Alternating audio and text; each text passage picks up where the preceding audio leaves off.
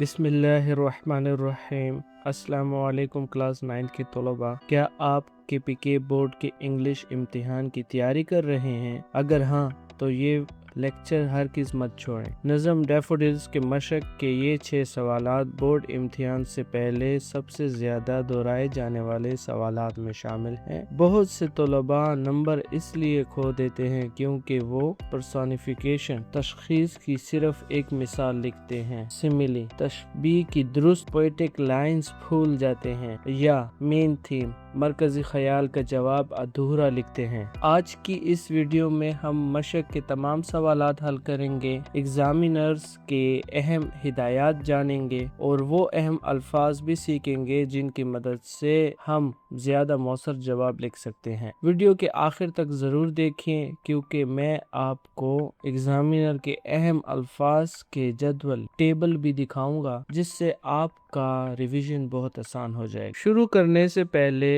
अगर आपने नज़म डैफोडिल्स की मुकम्मल तशरीह, एक्सप्लेनेशन और चारों के चारों स्टेंजा के सवाल जवाब वाली वीडियोस नहीं देखे हैं तो वो सब इसी चैनल पर प्लेलिस्ट में मौजूद हैं। आए अब मशक के सवाल नंबर 1 से आगाज करते हैं। Is there any personification in this poem? If yes, where? Answer: yes, there is personification in the poem. The poet gives human qualities to the daffodils and the waves. For example, the daffodils are described as fluttering and dancing in the breeze and tossing their heads in sprightly dance. Similarly, the waves are also described as dancing. Examiner tip ले लें, याद रखें सिर्फ एक मिसाल लिखकर ना रुक जाएं। पूरे नंबर हासिल करने के लिए पर्सोनिफिकेशन की कम से कम 2 मिसालें जरूर लिख। अजीज तलबा, अब अगला सवाल आ रहा है जो बहुत आसान है लेकिन सिर्फ उसी सूरत में जब आपको नज़म की दुरुस्त लाइंस याद। Question number 2, right at least 2 lines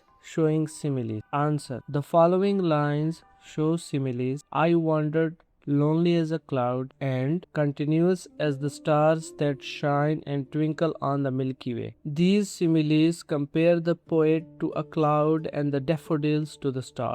Examiners tip ले लें, सबसे पहले नज़म की असल लाइंस लिखें, फिर मुख्तसरन बताएं कि शायर ने किन 2 चीज़ों के दरमियान सिमिली दी है यानी तशबीह दी है। कमेंट्स में ज़रा बताएं इस शेर में कौन सी अदबी सनत इस्तेमाल हुई है। अदबी सनत से मुराद literary device. I wandered lonely as a cloud. Option A personification, option B simile. अपना जवाब कमेंट्स में जरूर लिखें। Question number 3, what does the word crowd exactly mean? Answer: in this poem the word crowd means a large number of golden daffodils gathered together. It shows that the flowers were growing in great numbers and looked like a large group of people. Examiners tip: सिर्फ बहुत से लोग न लिखें यानी many people। जवाब नज़म के मफहूम के मुताबिक वाज़े अंदाज में लिखें। अब एक ऐसा तस्वुराती सवाल आ रहा है जो एग्जामिनर इसलिए पसंद करते हैं क्योंकि इससे मालूम होता है कि आपने शायर के एहसासात को समझा है या सिर्फ जवाब याद किया है। ये conceptual question. Question number 4, why does the poet compare himself to a cloud?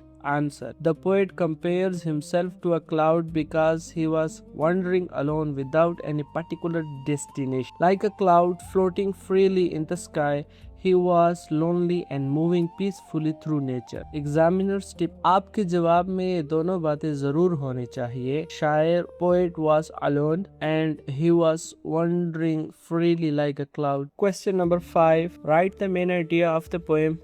Answer: the main idea of the poem is that the beauty of nature brings joy and peace to human life. The sight of the golden daffodils fills the poet with happiness and their memory continues to give him pleasure even when he is alone. Examiner's tip: मुकम्मल जवाब के लिए ये 3 अहम नुकात जरूर शामिल करें। Beauty of nature, happiness, lasting memory. हम तकरीबन आखिर तक पहुंच चुके हैं। अब आखिरी सवाल ज़ाती राय, पर्सनल ओपिनियन पर मबनी है और अक्सर तलबा नहीं जानते कि इसका जवाब इम्तिहान में किस अंदाज से शुरू करना चाहिए। आए एग्जामिनर की पसंद के मुताबिक सही तरीका सीखते हैं। Do you like this poem?